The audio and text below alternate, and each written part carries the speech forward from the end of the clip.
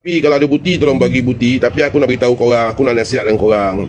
Setiap kali berlakunya PRK ataupun PRU ataupun apa saja PRN dan sewaktu dengannya, akan banyak black ops. Okay? Contoh-contohnya black opsnya, okay, orang-orang yang penyokong ni akan pakai baju contoh macam aku lah, senang cerita. Tak payah cari orang lain, tak payah cari orang lain, cari aku je.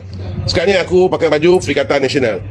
Sebenarnya aku adalah ketua pemuda UMNO, tapi aku pakai baju Perikatan Nasional. Aku bawa arak, aku bawa apa segala-galanya masuk kampung orang asli, dan aku sedekahkan semua benda itu semua dekat orang asli untuk minum arak semua. Ini namanya black ops.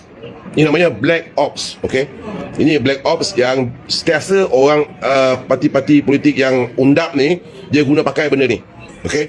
Dia guna pakai benda ni. Jadi korang kena hati-hati. Tu aku cakap, apa bukti yang kau mengatakan PAS hantar arak ke kampung orang asli? Aku ni pengalaman aku lah selama 30 tahun aku berada dalam Barisan Nasional tak payah pergi jauh, kat tempat aku je, kat Lenggeng. Setiap berlaku sahaja PRU, berduyun-duyun lah arak masuk dekat kampung asli tu. Siapa hantar? BN hantar. Ini bukannya tuduhan melulu. Aku ada, aku tahulah siapa yang hantar dalam tu. Tak payah nak sembang dengan aku. Tak payah nak sembang dengan aku. Aku tahulah kawasan aku kan. Aku terlupa satu tadi, Najib tipu pula. Si Zaid Ponorogo menipu. Dia cakap ada titah addendum untuk bebaskan Datuk Seri Najib. Mana Datuk Seri Najib? Ada nampak tak dia keluar ke, bebas ke? Tadi kan nipu kan. Pasal tu aku tak percaya dengan Ponorogo. Aku tak percaya dengan Ponorogo. Pasal tu bila dia sebut hidup Israel tu, aku yakin Tok Guru dia dia masih nak tunjukkan keyakinannya depan Tok Guru dia. Takkan dia dah biarkan je Tok Guru dia tengok dia macam tu. Dah 2 kali dah saya tengok perhimpunan Agung UMNO. Macam mana? Sekejap aku tengok simpan tak. Sekejap tengok simpan tak. Assalamualaikum. Saya dah 22 tahun baru saya follow perhimpunan Agung UMNO. Don't worry, that is only technical, okay? No, okay. I tengok ucapan ni bagus. Then you kata mention MT. And then end of call kita nak finish lagi. Tapi kalau dah fikir mandat tu, kira cuma ada kerja sikit dengan MT je lah. Itu senang je. Sebab dah solid dah tu, mudah. Itu I tengok tu juga. Itu tengok congratulations lah. Aku tengok ucapan. Gemai you ialah orang tu dengar tu.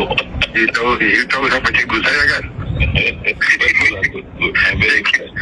cikgu cikgu saya yang hantar ucapan ni orang yang saya dengar cakap ni lah.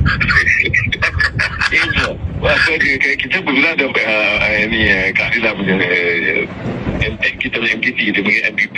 Okay. Betul gelap. Aku tanpa kerja apa ni, dia buat perhimpunan UMNO. Kita keadilan tau. Apa yang saya buat. Dia orang gelap. Tapi itu presiden pun dengar. Saya dengar sebab penting. Boleh pergi dekat muka buku aku kalau nak tengok kat situ. Orang cakap dia isu lama ni aku nak bawa ketengahkan lagi untuk ahli-ahli UMNO yang masih lagi tak dengar.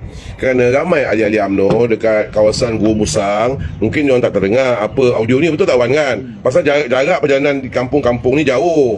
Jadi mungkin diorang ni tak ada internet, mungkin tak ada apa semua, jadi diorang tak dengar. Jadi video-video macam ni penting untuk mereka semua tahu apa sebenarnya yang terjadi. Jangan asyik nak dengar kata-kata Ponorogo yang nak suka menipu je. Menipu saja. Ramai lagi yang tak percaya. Dengarlah sini tuan-tuan, yang 1200 mata memandang ni, boleh cek dekat balai polis. Saya yang orang pertama yang buat laporan polis tentang pengesahan video ini, audio ini. Saya orang pertama. Saya pergi balai polis, IPD nilai, saya buat laporan polis, saya buat report polis, saya mengatakan saya pemuda UMNO Seremban rasa tertipu dengan adanya audio di sini. Jadi saya minta pihak polis siasat, adakah sahih ataupun tidak audio ini. Jika sahih audio ini, maka kami akan bertindak tegas untuk menidakkan perkara ini berlaku. Tetapi seandainya katanya benda ini palsu, kita nak sesiapa yang cuba membuatkan mengadu domba ni, kita nak bawa ke muka pengadilan. Saya buat lapor polis, saya orang pertama buat lapor polis pasal audio ni. Dan akhirnya Zaid Amir dia mengaku bahawasanya audio tersebut benar. Itu je.